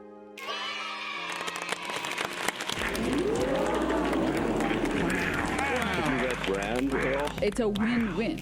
Wow. Wow!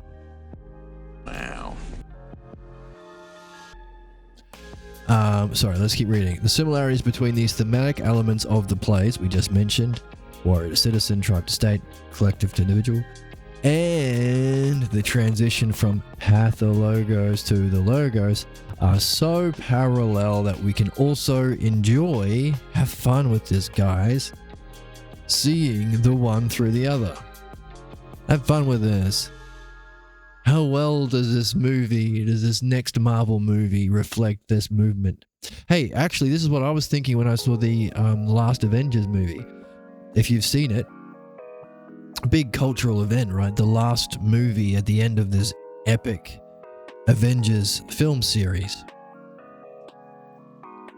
Reinventing cinema. Anyway, at the end, I think Iron Man, Captain America, and Thor, the three main heroes, go back in time to meet their parents.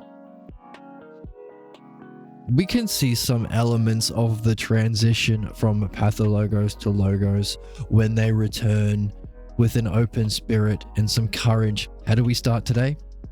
We return with whatever virtues those heroes represent, of course. Maybe courage is represented by Captain America. We can have fun seeing those elements. Or making them if you're a writer. That's even better. But we said we started today by saying we return to.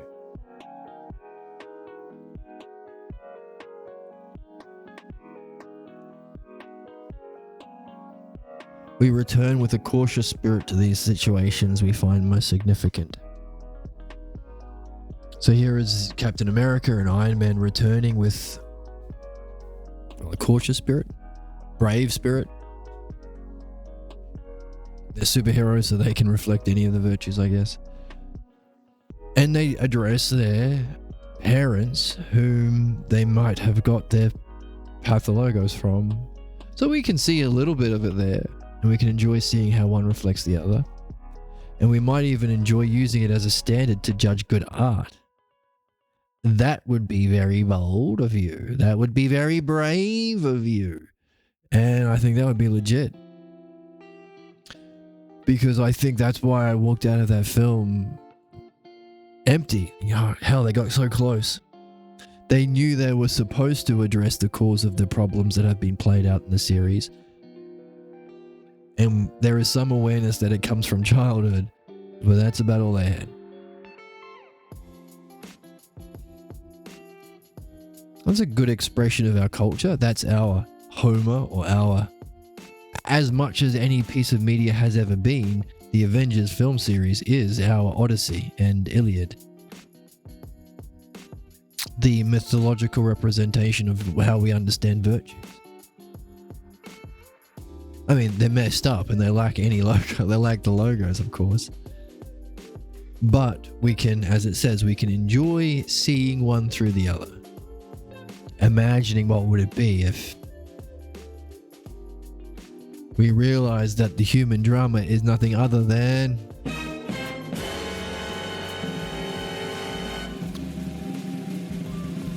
the transition from pathologos to the logos. It's a win-win. Wow. What? Whether we speak of modern man or ancient man, they both confront the same issue, because behind both is the desire to be free of the tyranny in which man is trapped. The trap itself is made of false beliefs. Wow. About the self and reality. Ooh, wow.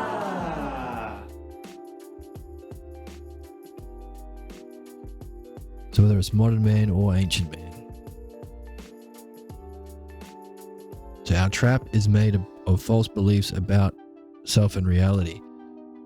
Man is entangled in a web of false beliefs that has a force and character. What? Why is my nose itchy? What's going on? Let me have a look. No. The only thing I could imagine was it was a sign to do something, but... So we have a desire to be free of the tyranny in which we're trapped. It's made of false beliefs, and those false beliefs are about... Come on, all the stuffies. The three big ones on the table here. About the nature of self and reality. Come on, it's back to those two things again and again. Starting to become obvious, isn't it? Starting to unify. Yeah, false belief about self and reality. Look at him. Look at his eyes. Man is entangled in a web of false belief. Oh. That has a force and character that we shall describe as a psychic parasite. And to regain the natural state of freedom, that's what we want. We individually and collectively must, interesting. Okay, this interesting. It's good to see this in black and white, because this has been an issue for me. My goodness, these lights make me look terrible. We'll stick with this one. Is recognizing we're in this terrible period of tyranny and late stage capitalism, through which we are seeing the implications of not realizing we have to go from pathologos to logos, which means insisting on the logos for all political leaders or business leaders or any leaders, true mastership, the logos, which means we demand of anyone in positions of power that they have gone through this process. If we don't, we're seeing what happens, and what happens is the pathologos takes over the throne, usurps the throne, and will play out to the extinction of the human fucking race. Not to mention all the unnecessary, immense suffering that could be completely removed through this simple realization. My struggle is, am I fixated on that when that's missing the point. Maybe everyone has to go through their kind of ignorance that they go through. Maybe the desire to fix things misses the point that it's all perfectly arranged. And we need to be doing this for ourselves, because that's the thing you can always count on and is primary. The collective is either equal to or, well, of a similar level, but always one down. But my question is it really one down or is it many down? And I'm using this as some sort of pathologos of mine to want to help others as a distraction from helping myself. In other words, is it both individual and collective, or is it just for us? Just for you? It's both. Hooray. It's a question I've had for a while, so it's good to see it written down. And of course, it makes sense. I would have picked both. That's what I was leaning towards. A web of false beliefs as a force and character. So we can characterize it as kind of character. We will call it a psychic parasite, and to regain our natural state of freedom, we, individually and collectively, must challenge these false beliefs and become free of their destructive power. Wow. Thus, the scope of philosophical midwifery is extended to a new level of belief, which we have called the pathologos level. That's a new level of belief that we are coining, or was coined in the 60s when this was written or whatever. And since in its practice, it benefits the subjects by challenging and removing the obstacles to the higher functioning of the understanding, it can be rightly called an art. So another big ass wisdom bomb dropped on our asses. One of the big questions that people have or wonder about sometimes is, what the heck is an art? Is a banana stapled to the wall as much art as Leonardo da Vinci's Assassin's Creed game? What is art? Is anything art? Is it all a big joke?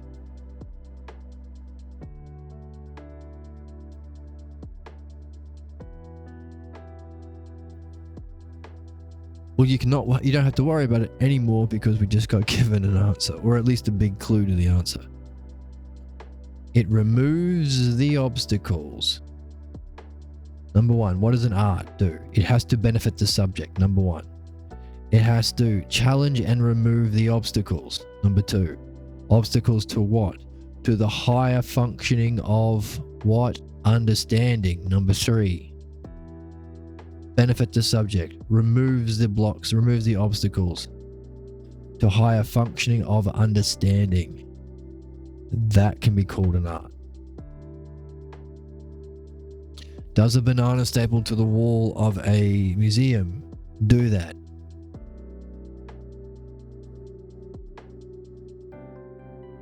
Well, yeah, I guess that would be the challenge to aspiring artists.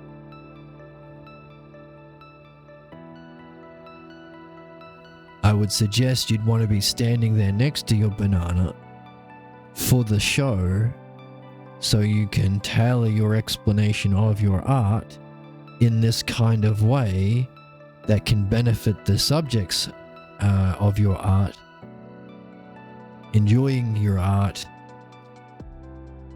and benefits them by somehow, with the banana in your presentation, challenging and removing the obstacles to the higher functioning of their understanding. If you can do that, then yes, your banana is art. Isn't that neat? I think it's neat. Only because I'm an artist and I've heard this question since I was a kid. It's one of these kick a football down the road questions, like you learn debate in primary school or whatever, and it's like, hey, should the Australian flag be changed? Should the Australian national anthem be changed? And what is art? 3 questions that mean nothing to anyone and no one cares about, so you can just get kids to debate about it. Sometimes it's used as a political football to distract people from oppression and stealing of wealth and resources. Especially back in the 90s, when people, should we change the Australian flag? And here is a point of view from a racist. But we can solve that question. Yeah, you know what an art is? It has to do this. It has to benefit your subject. It has to challenge and remove the obstacles to their own higher functioning. The higher functioning of what? Oh yeah, their understanding. So you better have some element of understanding in your presentation next to your banana stapled to the wall. Otherwise it ain't art, my friend. And if it is, then I would love to see your banana. I'm sure it's a lovely banana, and I love to hear you talk about it in this kind of a way. When we recognize that the pathologos is applied in many situations to what seems like an analogous situation, it seems, many situations, it's applied.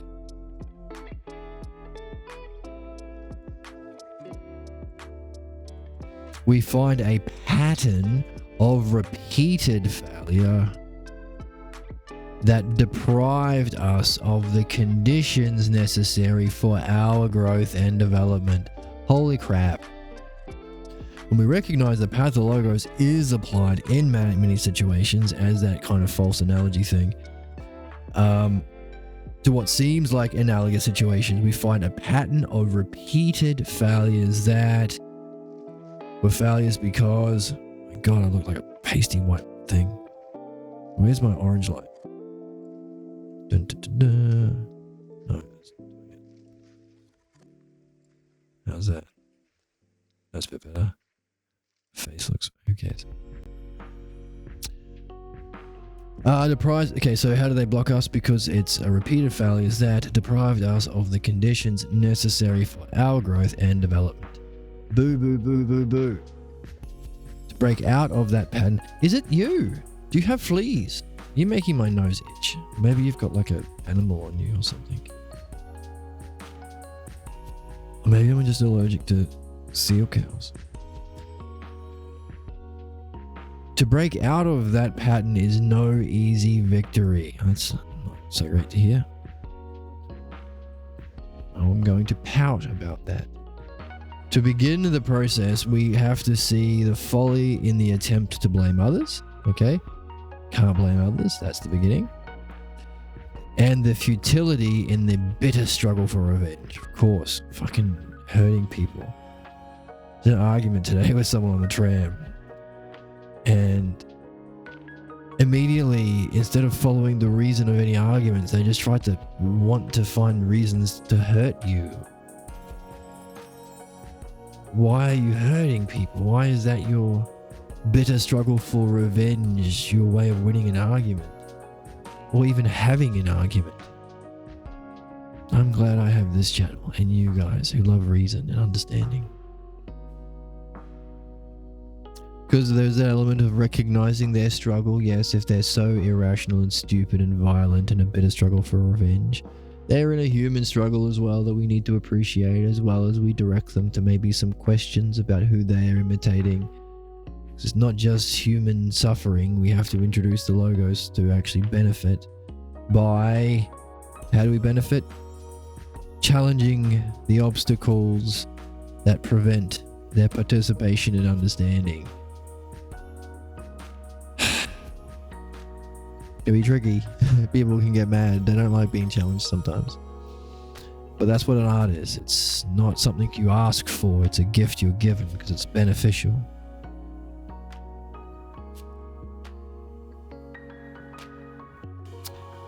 Right, you don't give the drugs that the patient wants. You give the patient the drugs the doctor says will help you get better. But of course, the doctor has to recognize the humanness as well. Has to have a bedside manner or charm. And in doing so, we'll discover a higher level of humanness within oneself, all of those lovely things, and mature into the full measure of man, all those lovely things, and reach our destiny as best we can, all those lovely things. But to begin, we have to recognize that blaming others is folly, and it's also futile to be in the bitter struggle for revenge, and we must realize that in nursing grievances, understanding will escape us. Yes, there were injustices suffered many, many times, but don't nurse grievances about that. Instead, pursue understanding as best you can. And it can be hard for a lot of people. Socrates talks about in the Phaedo, hey, if you're sick and you have to spend your whole day doing like stuff to make sure your life is extended, don't do that. If it's all of your time, instead, just do philosophy. Get as much philosophy as you can done. And even if you live half the years, you've spent it doing philosophy rather than not. Or if you're ill, see it as a boon. I can do more philosophy. I can read this, I can read Plato, do dream analysis, talk with my friends, have midwife talks. Over and over. Aim for our highest goals, mastery of midwifery in the Logos. Try it out, reflect again, go through the ups and downs. However you can.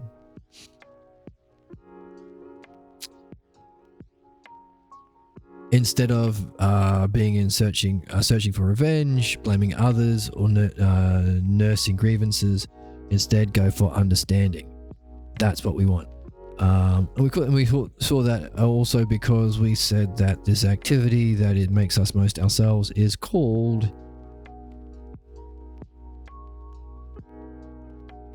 the development, the training and nurturing of understanding here. Yeah, so we're doing. This is the art of understanding. Isn't that neat? I think it's neat.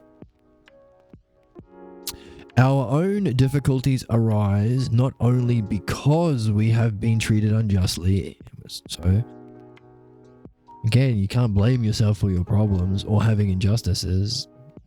Arise because you suffered an injustice. You just got to deal with it. And betrayed. Yeah, we trusted these people.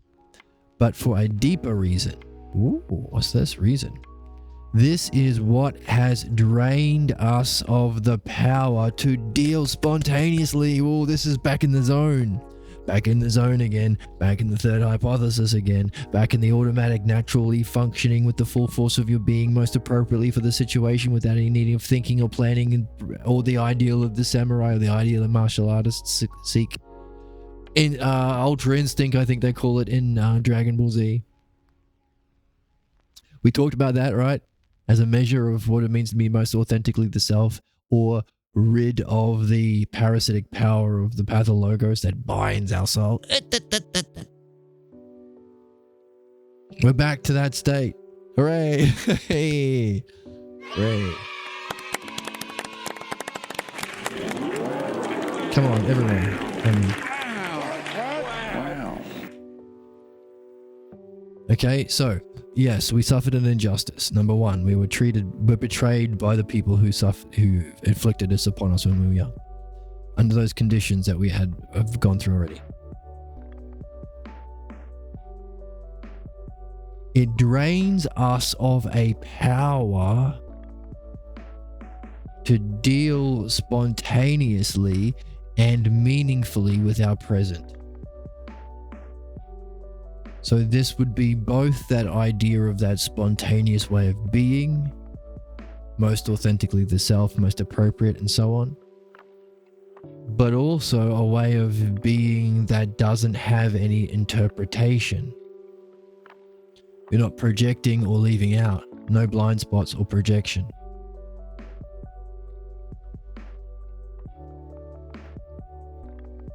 Because the projection is the pathologos.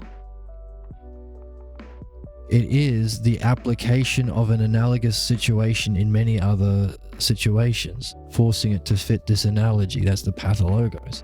To be free of that mean you're going to be seeing the present more authentically, allowing you to more spontaneously and meaningfully deal with your present in that state of excellence, which is authentically ourselves, and a measure to let us know whether we're making progress, how much we can stay in that state, and recognize deviations from it.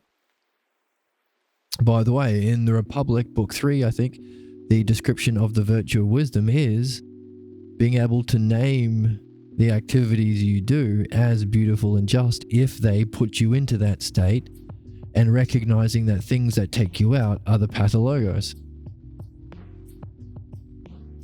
The skill, or I guess we would also call art now, and knowledge needed to do that naming relative to this state of being is the virtue of wisdom as described in the Republic. Don't take my word for it, read it yourself, and make sure you get the Balboa version. You can't see it without Balboa version. Got all the right words in there. I think you've given me fleas, but only in my nose.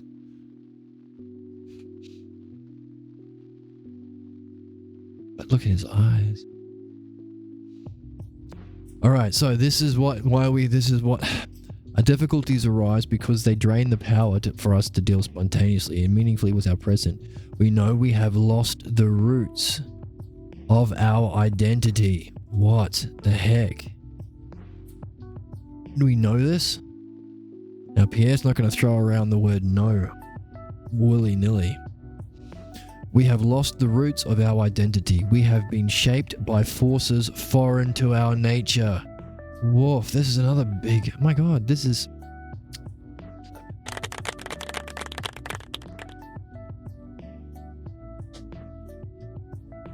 There is no better game in town.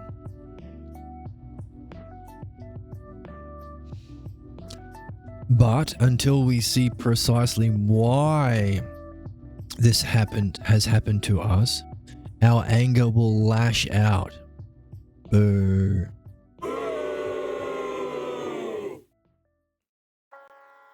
Why did it happen to us? This kind of injustice that has allowed us to lose our true identity and have our false identity be shaped by forces foreign to our true nature. Why did that happen to us? If we don't answer that question, our anger will lash out to find a scapegoat. This struggle to regain our lost mode of... I just can't help it. It's just so itchy.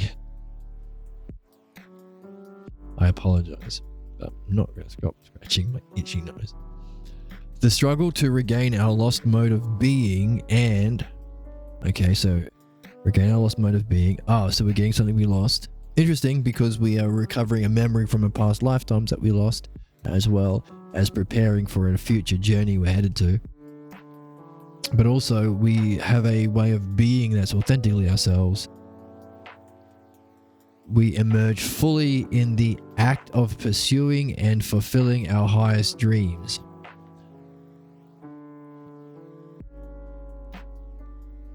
Just golden sentences, aren't they?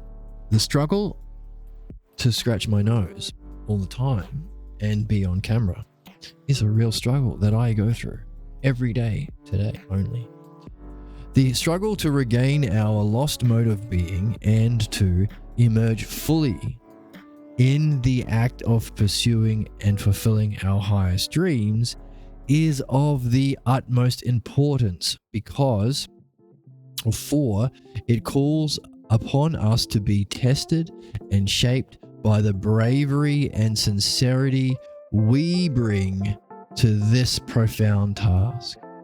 We must fight not only because no one else can remove our chains, some epic words to encourage us to keep moving forward. Onward, noble adventurers. We have to fight to free ourselves from this ignorance in this way, challenge ourselves, be courage, face our fears and our doubts, and aim for excellence in what we do and share our understanding, discover how we follow the logos and share in the logos and nurture our own humanity as well as those of others in this development of the art. This is our fight, and we can only go through it because no one else can remove our chains. But because in the end, it is we alone who must make the final judgment. And whatever we gained by our surrender, this is the big judgment.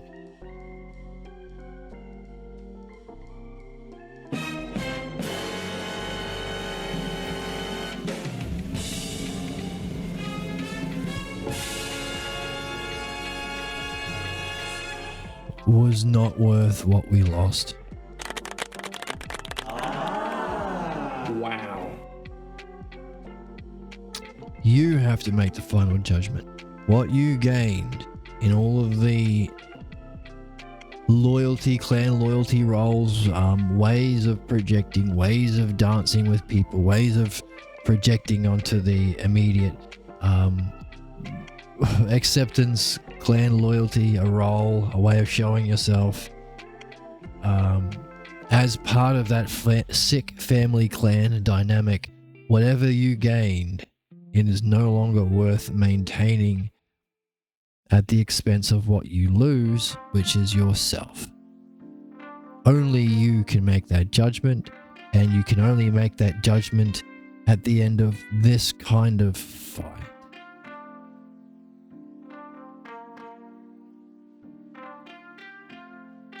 The struggle to regain your lost mode of being, to emerge fully in this act of pursuing and fulfilling your highest dreams. Better make sure it includes mastering midwifery. You can't really exclude it because you're going to have to remove blocks as you go towards your highest dreams, which hey, welcome to the chat. Pardon me, I'm a bit of a plebe. What is an individualist? I have no idea. Why do you ask?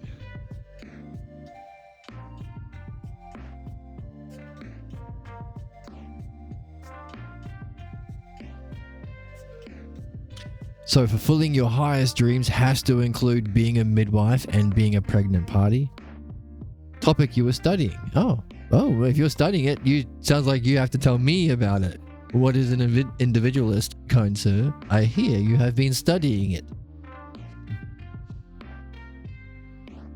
I'll keep talking as you type. Right, so to fully emerge is to act towards fulfilling your highest dreams. Has to include learning the art of midwifery and participating in it, of course, to remove the blocks that come along the way. And of course, that's the development of your understanding, which should be up there in your highest dreams. Anyway, it is the utmost importance because it calls upon you to be tested and shaped by the bravery and sincerity that we bring to this task.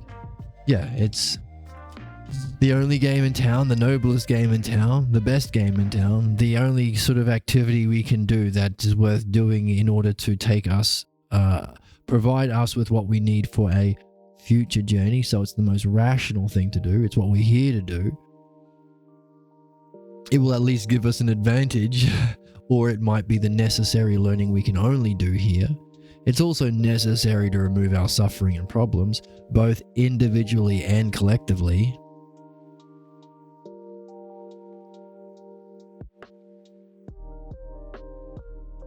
But it requires courage. Not everyone's doing it. We're doing it here all the time.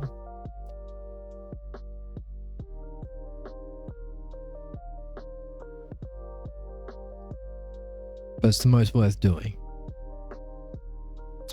And as you practice that courage and practice that sincerity needed to approach problems in this way, you will be shaped.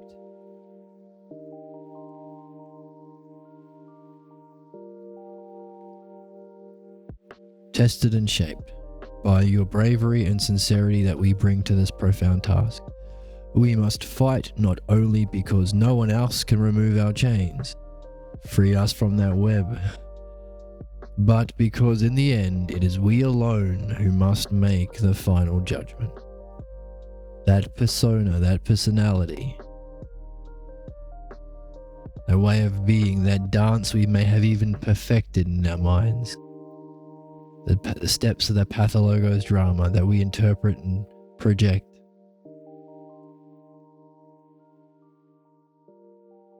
Any image of the self, because remember he said earlier here,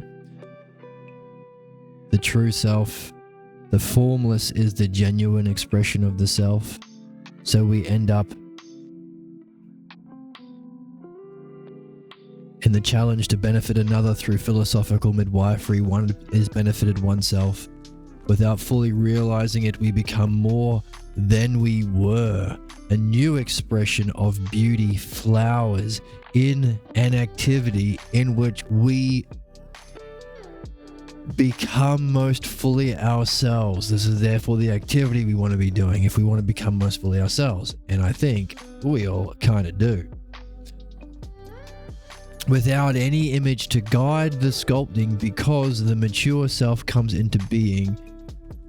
Without any image to guide the sculpting, a mature self comes into being because the model is formless, because the formless is a genuine expression of the self. So what you're sacrificing is any image or form that you can identify with as the self, including any past mannerisms or personality traits or personas attached to said image.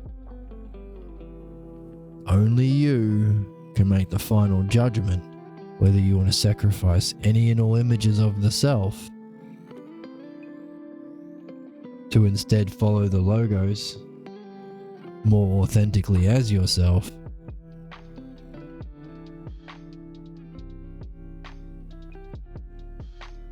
because what you gain in that image isn't worth what you lose in being most authentically yourself.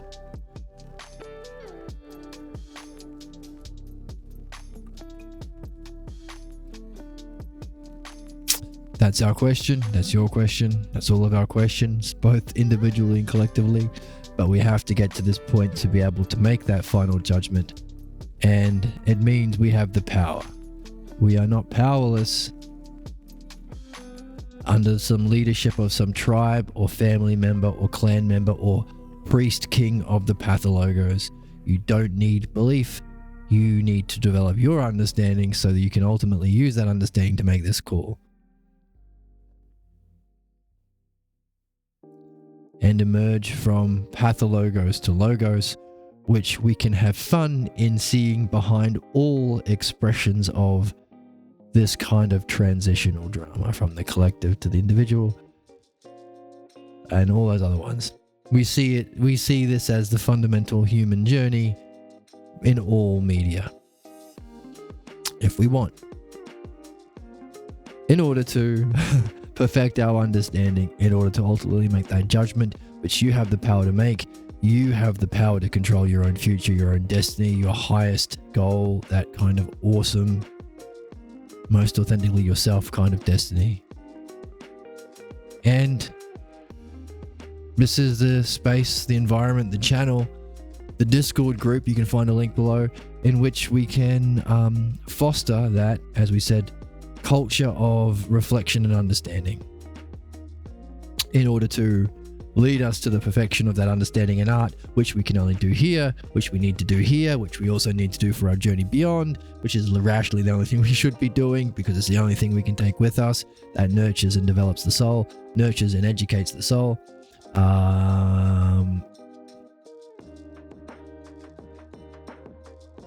Yeah, makes sense to do it. And hopefully we can create a community and space to do it here. Until it's everywhere. It'll just be our human way of being. Because it is the human way of being. It's the measure of man. So, lots of fun. Very, very interesting. Do you make that judgment? What judgment would you make? What would it be like to follow the logos in this kind of a way at all times without any image of the self? being most fully in the present, dealing most fully with the present. Try it for a week. Come back and tell us in the Discord or in the comment section. Thank you so much for joining me. Lots to wonder about, right? Fun one today. And I'll see you next time.